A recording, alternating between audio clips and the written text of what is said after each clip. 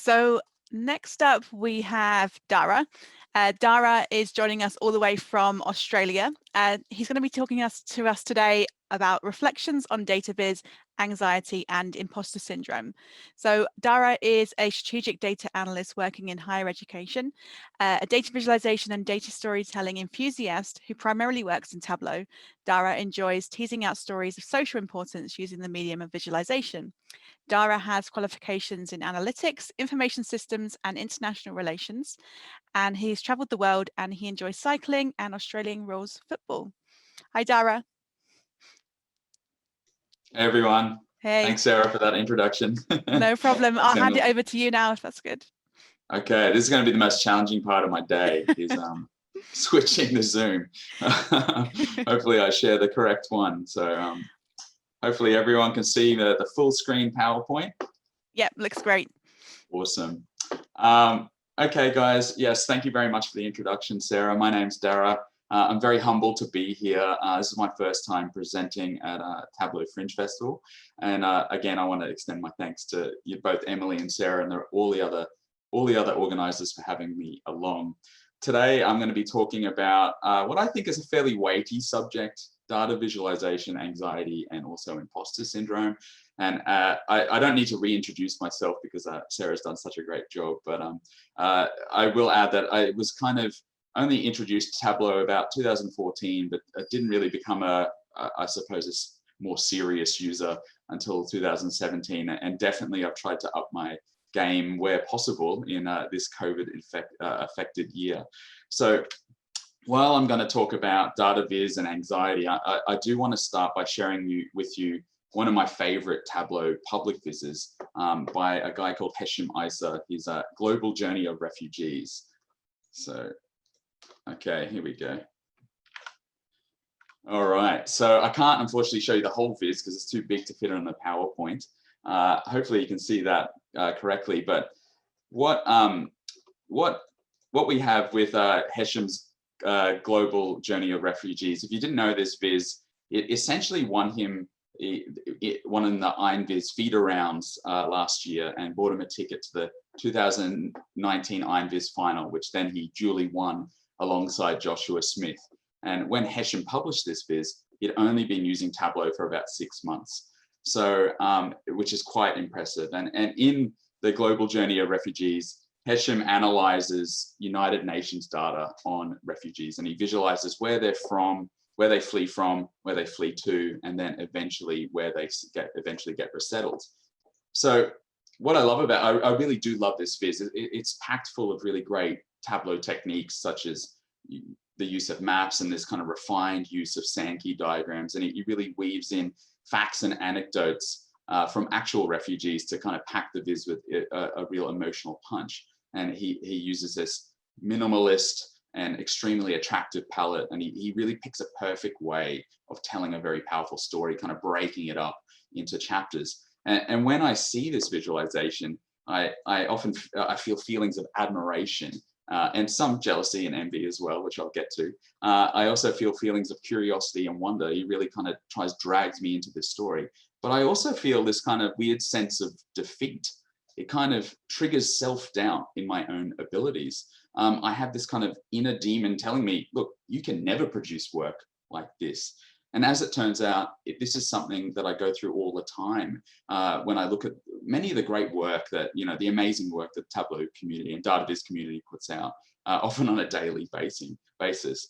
And now I kind of identify those feelings as symptoms of anxiety and something akin to imposter syndrome, and opening up a conversation on these phenomena in my own data visualization work and that of the community is kind of like the crux of what I'm talking about today. So I've only got about 15 to 20 minutes, so it's going to be a pretty brief kind of exploration of the ideas. So to kind of go through what I'm going through, going through today, I'm going to be talking about how feelings of anxiety and imposter syndrome impact my own data visualization work. Looking at how prevalent these conditions may be amongst the data viz community, and also sharing some insights from the data fam on how to tame the beast. And the reason I think these are important is that these conditions may be, I think, barriers for practitioners, perhaps early career practitioners, in seeking to reach their full potential. But standard disclaimer, I'm not a trained mental health professional. I'm not into providing health. I'm not in the business of providing health advice, not an academic researcher in this area. I'm really just a data professional who recognizes that they may feel anxious from time to time. To kind of set the scene, I do want to kind of give some definitions and context. Anxiety, if I think everyone kind of knows what anxiety probably is, it's that it's an emotion characterized by feelings of tension, worried thoughts, and physical changes. I myself have experienced a anxiety-induced panic attack at one stage of my life when I was quite stressed out at work, and I literally thought I was having a heart attack. Fortunately, when I rocked up to emergency, they said nothing wrong with your heart, but perhaps you should go see a mental health professional, which I did, and it was very, very helpful. But statistics on this from research indicate that approximately as high as 34%, 1 in 3 people suffer from anxiety at least at one point in their life. And it's definitely the most prevalent mental health condition. The other kind of thing I'm talking about today is imposter syndrome, which is kind of connected to anxiety. At least that's how I think about it. The definition is a collection of feelings of inadequacy despite that persistent evident success. And you have these imposters suffer from this kind of idea of chronic self-doubt and intellectual fraudulence. I've kind of put up, researchers have kind of subtyped them out. I'll talk to 2 of them, 2 groups, ones that I kind of identify from time to time, the perfectionist self-doubt, the experience self-doubt when you fail to achieve those excessively high objectives, and also the soloists, people who don't ask for help as much as they should because they feel that it might reveal their perceived fraudulence. So how, firstly, why am I kind of grouping these together? Well, research indicates, that one often happens with the other. So they're kind of interrelated. People who feel imposter syndrome often experience anxiety. So how do these conditions manifest in my own Tableau work? Well, I've kind of, when I sat down to think about this, I've come to realize they kind of impact my data viz work in about 6 ways. The first one is procrastination, which I'm sure many people understand what this is all about. But really, I often get this feeling when I'm sitting down in front of Tableau that I should not really start a data visualization until like some unknown point in the future, when I've mastered some kind of advanced set of techniques, probably something I've read on the Florage Twins blog. And I really recognize this now as a form of procrastination that's kind of set off by my anxiety, this feeling of imposter syndrome as well, this kind of doubt in my own abilities. The second one is this idea of perfectionism, agonizing over design choices that sometimes for hours, sometimes for days. And really, perhaps they may not be that important. Again, I see this as a manifestation of anxiety and imposter syndrome. Completion. I do have a large amount of unfinished visits. If I could show you my Tableau public dashboard, you'd probably be horrified by the amount of 3/4 finished visits on my profile that are like basically just shouting out to be completed. But for some reason, I can't quite do it. It could be time, obviously, but I definitely think that anxiety plays a role in this. Time management, sometimes it can be hard. These kind of prevalent feelings of self-doubt can make it hard to hit deadlines, where I try to keep working on something that doesn't meet some impossibly high standard. And the last 2 are publishing and publicity. Now, I don't think I personally have an issue with publishing or publicizing my work, but often when I do this, that I have this fear of sharing work because I'm intimidated by the quality of the community. So that's kind of the 6 ways where I think these concepts impact my own work. And what I did when I was putting together this pitch only a week ago, I quickly kind of threw together a survey to see if other people felt the same way. And I only kind of published it on Monday, but I got enough responses to kind of provide a bit of insight. Am I the only one that the data fan responds? Well, when I put out these surveys, I asked a bunch of questions, but 2 that kind of jumped out is what we had is over 50% of those I surveyed said they encounter anxiety when doing visualization work. And you can have a look at that bar chart there. I've got 0% said never. So it's like basically everyone said they had anxiety at some point when they're doing data visualization work. But it's quite interesting to see that it come up 54% for often. And on the other side, I asked, how often do people feel intimidated by the work of others, particularly when it comes to completing or starting or completing a data visualization project? And basically over 50% said regularly or always felt quite intimidated. So really, I'm actually not really that surprised by these results given my own experience. At the same time, I also asked for kind of people to share their stories, and I got a heap of really interesting feedback, but I just want to share this one quote from an anonymous contributor. And they said here that viz anxiety is a real issue for them. They see so many amazing visuals all the time on Twitter and LinkedIn, and they feel like they can't, anything they share has to be at that level, and that they don't share that many vizzes, even though they work in Tableau day in, day out. And I find this not disappointing or sad, maybe concerning. I don't know. It's interesting that this particular person is obviously probably highly skilled in Tableau, but they've got something holding them back from sharing what is likely very, very good work.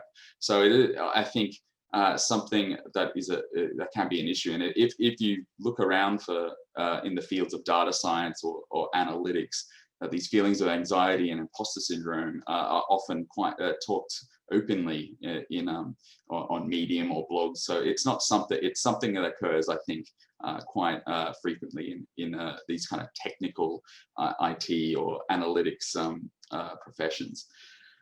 So what is the negative impact of this work, of these conditions on Viz work? Well, no one's really done a study on visualization work specifically, but there has been some research, at least on imposter syndrome and anxiety, just on the work of professionals. So researchers back in 2015 were looking at these things amongst 200 knowledge workers in, I think, Switzerland, and they came out with three kind of conclusions. And I've kind of got them up on screen there.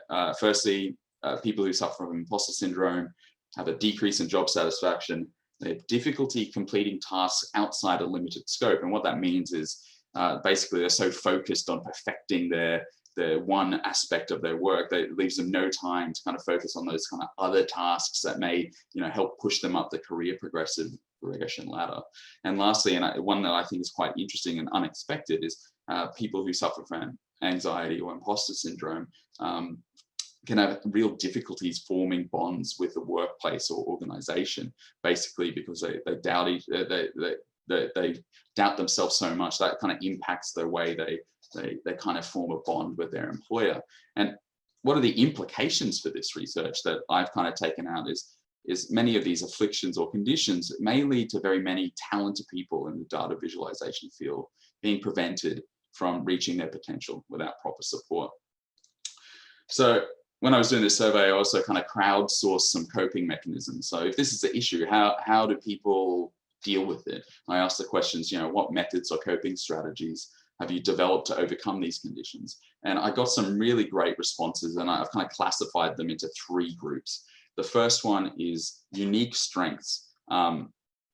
People, when they thought about like how to cope with these things, they talked about turning their focus onto what they do well in data viz, not comparing themselves to others all the time, and also regularly reviewing their past achievements to kind of show themselves what they're worth. As you can see, there's some quotes: focus on positive feedback as a source of comfort. The second one was connecting with peers. So reaching out to friends or peers in the community for emotional support in getting past these episodes of imposter syndrome. And of course, participating in social data projects where imperfection is often expected in many ways. So the obvious examples are Makeover Monday and also IronQuest. But research has also shown that strong social support is a real key to tempering those negative impacts of imposter tendencies. And the last one is having an organized structure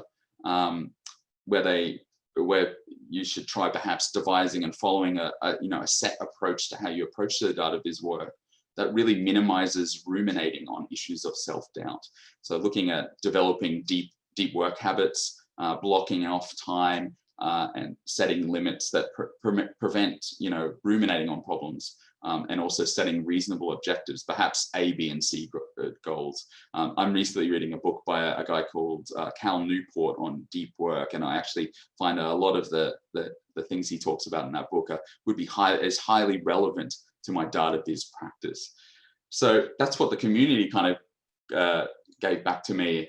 And I agree with everything they have said, because I definitely follow that in my own work. But to add a few things in, mentorship, if you can seek out a mentor and actually instruct them to challenge you whenever you engage in this negative self-talk.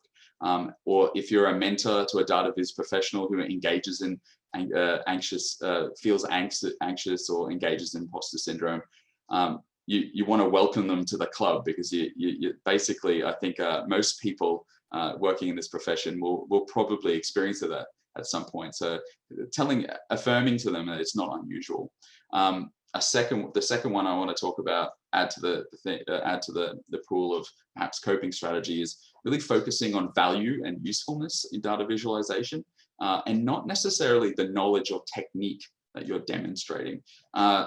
Sometimes just like a simple, humble bar chart proves more valuable than the latest like Cord or Sankey hybrid diagram. You shouldn't pressure yourself into really thinking that you have to build like a cutting edge visualizations to solve perhaps simpler problems. So really think about that value and usefulness. And also another one is understanding that you're not alone. If you're feeling anxious and having self-doubt in your ability, just acknowledging that acknowledging this helps you, I think, and also shows that you're likely in very good company, because most high achieving people, they've done heaps of work on this, high achieving people in business or other fields, imposter syndrome and anxiety is very, very common. And lastly, and perhaps the most importantly, if you need professional help, you should not be afraid to schedule a visit to your doctor or a mental health professional. I highly recommend doing that if you feel like these kind of coping strategies are not enough. Definitely seek out professional help. So that's basically a very short conversation starter on data viz and my thoughts on how it interacts with anxiety and imposter syndrome.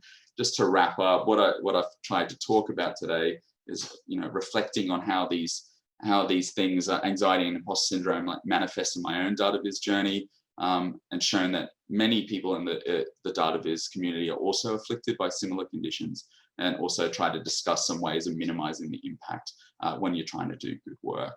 So I'm going to wrap that up now and open up to questions in a second, but just to quickly say thanks to a few people. Thanks to the Data Fam community who provided some answers to my survey. It was really, really useful. Some members of the Data Viz Society Slack channel, Jay Batt and Phil Hawkins, they provided me some personal accounts of their own battles with anxiety and imposter syndrome, and it really helped me kind of build a story today. Those in the Tableau community who run or coordinate social data endeavors, like not only are you improving the skills of people, you're really, you've got this added bonus of helping reduce those kind of feelings of anxiety and imposter syndrome, and really helping people develop in that way. And of course, thanks to Emily, Sarah, and the rest of the team behind Tableau Fringe Festival for putting on this virtual conference. It's really exciting to be involved, and also I'm loving a lot of the content that I'm seeing. So that's basically me for today. So I'm more than happy to answer questions if I can. But also maybe people want to share their own stories in the chat or elsewhere. Yeah, that was great, Darragh. I'm not seeing any questions, but everybody is agreeing with you. A lot of people in the chat saying, you're talking about me when you're talking about all this. I think we all suffer from imposter syndrome to some extent. I know I do, certainly, and could sympathize with everything that you've written on your slides.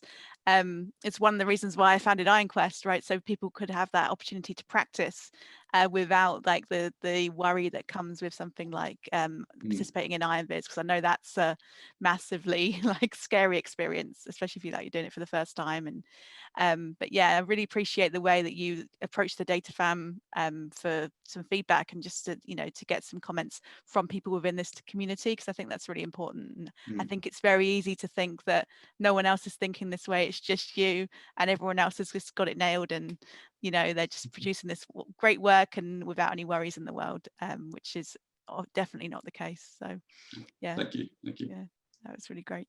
It looks like we might have one question, so just bear with me. Okay, we've got a question from Quentin, who asked, what are some practical tips regarding perfectionism or overcoming that?